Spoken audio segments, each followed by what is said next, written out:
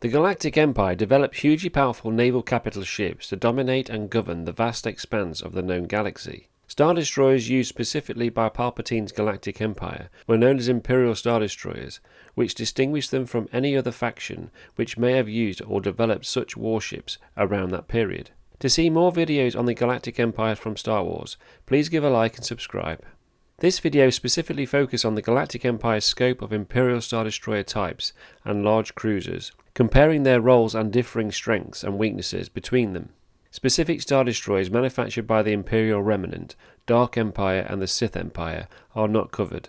Also not covered are the Dreadnought classes, which I will do a separate video on those Imperial vessels. Designed by the Kuat Drive Yards and introduced by the Galactic Republic at the beginning of the Clone Wars in 22 BBY, and still in operation during the formation of the Galactic Empire in 19 BBY, the Venator-class Star Destroyer served its role well both as a military carrier and a destroyer, and generally possessed a respectable amount of armaments, shield and hull ratings. The shield rating is a valuable indicator to how much damage the vessel deflector shields could withstand before the hull started taking damage, and the hull rating is a value indicating how much damage the vessel could withstand before breaking up.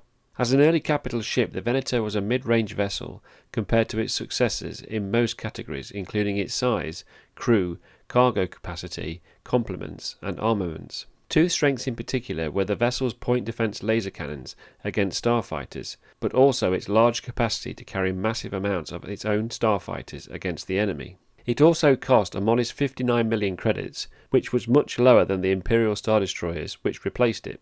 The vessel was phased out in favour of new capital ship designs, as it did not meet the requirements of Tarkin's doctrine. In the same year, a long dagger-shaped Star Destroyer began appearing firstly for the Galactic Republic and later for the Galactic Empire. The vessel was known as the Tector-class Star Destroyer, and although its appearance would mimic later constructed Imperial Star Destroyers, it possessed one major difference, which was the absence of ventral hangar bays. Without the capacity to hold starfighters and craft, the Star Destroyer's main asset was its increased hull rating, armaments, and a cost of a mere 57 million credits to manufacture. Its primary roles were ship-to-ship combat, planetary defence and assault. One of these vessels was present at the Battle of Endor in 4 ABY. In 22 BBY, the Acclamator Assault Transport was 752 metres in length, was designed by Kuat Drive Yards to transport troops and engage enemy starships. Some of the other Acclamator's other roles included orbital blockades and landing troops directly on the battlefield. Its design looked like a combination of the Venator class and the later Imperial class with its dagger-shaped hull. The Acclamator possessed a large assault hangar capable of offloading entire legions of clone troopers and their vehicles. Its armaments were reasonably useful against enemies, but not powerful to engage for very long against much larger warships. It was used during the entire Clone Wars and for a few years by the Galactic Empire before being phased out for other ship designs. In 20 BBY, the Victory 1 class Star Destroyer was produced by Rendili Star Drive and Kuat Drive Yards for a variety of roles such as planetary defence, planetary assault, ground troop support and ship-to-ship combat. Introduced into service by the Galactic Republic during the mid-Clone Wars, the Galactic Empire eventually inherited the vessel into its Imperial Navy. However, despite useful firepower and a reasonable cost to build at around 57 million credits, its speed was an issue and allowed enemies to outrun them.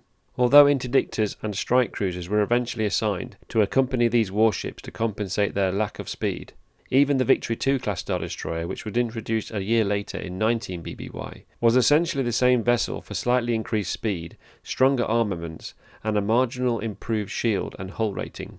Designed by the Kuat Drive Yards to replace the Venator classes, the Sequitur class Star Destroyer was a hugely superior vessel. Although its appearance was similar to the Venator, with its raised dual bridge design, it was the joint second longest Star Destroyer built for the Galactic Empire at the length of 2,200 metres and around 1,000 metres greater than a Venator class. However, it cost a massive 200 million credits to construct, holding a crew of 40,000, but were rarely seen as part of a fleet. Instead, they supported battle groups to supply troops, air and ground military forces. By 18 BBY, Kuat Drive Yards were manufacturing the design of the Imperial 1 class Star Destroyer in huge numbers to replace the ageing Republic destroyers, and the wedge-shaped capital ships became the unmistakable symbols of the Empire's Imperial Navy. At a length of 1,600 metres and were deployed to sectors and systems caught in the aftermath of the Clone Wars, where they would handle any signs of rebellion. It was assigned to a number of roles, including acting as a command ship, a military transport, a patrol ship, and where required, engage in ship-to-ship combat. It possessed stronger shields, hull, and megalight per hour ratings than its predecessors. However, later there were some larger, more powerful Star Destroyer designs. The Imperial 1 class was originally designed to operate without support and project Imperial power in response to any type of uprising against Emperor Palpatine's Imperial law. At the peak of the Galactic Empire's reign, over 25,000 Imperial Star Destroyers were in existence to maintain order across the known galaxy. The Imperial 1 class remained the dominant class for around 19 years before the design was altered to derive the emergence of the Imperial 2 class Star Destroyer from QAT drive yards.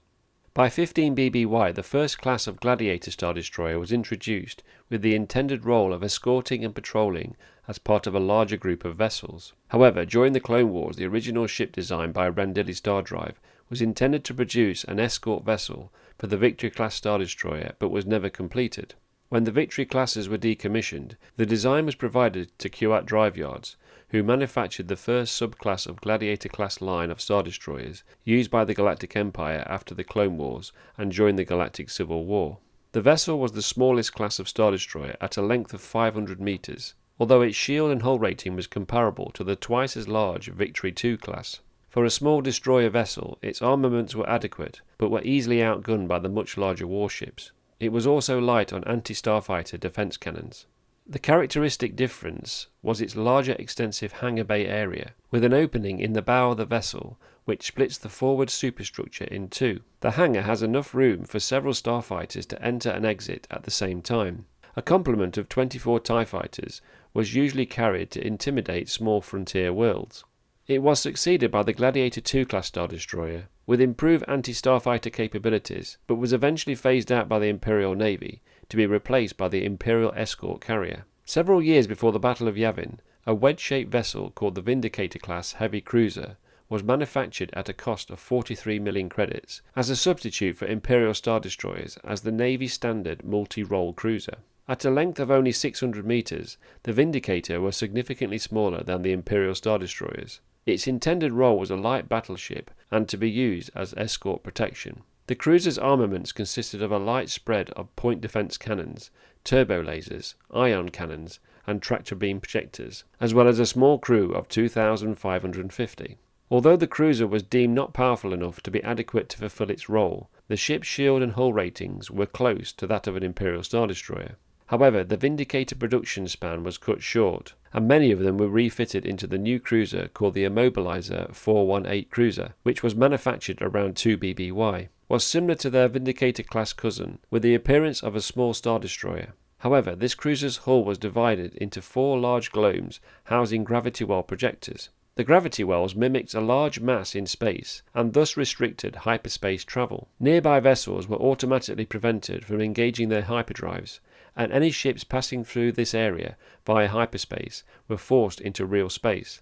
For its interdiction role alone, the cruiser swiftly became a valuable addition to the Imperial Navy to counter the rebel threat. However, it was too light on point defense cannons and turbo lasers and was reasonably easily outgunned. Shortly after the destruction of the first Death Star in 0 ABY, the Imperial 2 class Star Destroyer swiftly began to replace its sister design. Although 1 and 2 classes were essentially based on the same Star Destroyer design, the Imperial 2 class possessed several differences. The first visual difference was a communications tower, which replaced the 1 class raised tractor beam targeting array situated between the command tower's 2 sensor globes. Other less obvious important changes to the Class 2 was its heavily reinforced hull, stronger deflector shields, faster hyperdrive, and greater firepower. However, its weakness from the Class 1 was its lack of point defense laser cannons, which left the class vulnerable to starfighter attacks. Some onboard improvements were an option for gunners to eject their stations if the vessel was about to be destroyed, and the inclusion of the transpisteel viewports on the main bridge being able to resist the impact of a concussion missile. In 0 ABY, the Interdictor class Star Destroyer was emerging from QAT drive yards as the improved successor to the Immobilizer 418 Interdictor cruiser. QAT drive yards based their interdictor design on the hull of the Imperial 1 class Star Destroyer, and it shared much of the same characteristics. The Interdictor Star Destroyer was clearly more powerful than the Immobilizer 418, as it was far more capable of defending itself against larger capital ships. However, due to the gravity well's requirement for so much power, 50% of the Imperial 1 class turbo lasers and the ion cannons were removed to power the new design. Also, the space taken up by the tractor beams reduced the ship's fighter complement to 2 fighter squadrons.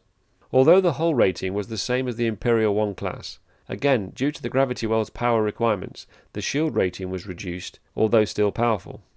Introduced during the height of the Galactic Empire in 3 ABY, the Procussator class Star Destroyer was a new model of Imperial warship, which measured 1,200 meters in length, shorter by 400 meters of an Imperial class Star Destroyer. Although very similar to the Imperial class, the conning tower was lower and brought forwards to a wider aft section of the vessel, thus providing more protection to the command bridge. For a smaller vessel, it was heavily armed with more heavy turbo laser batteries and ion cannons than an Imperial 2 class Star Destroyer, with 2 turrets situated on the mid-axis of the ship, and also with comparable shield and hull ratings, with around 40 point defense laser cannons equal to an Imperial 1 class. The Procussator class lacked any ventral hangar bays, which meant it could not hold any fighter squadrons or ground craft, and so they had to rely on support ships to provide that type of cover.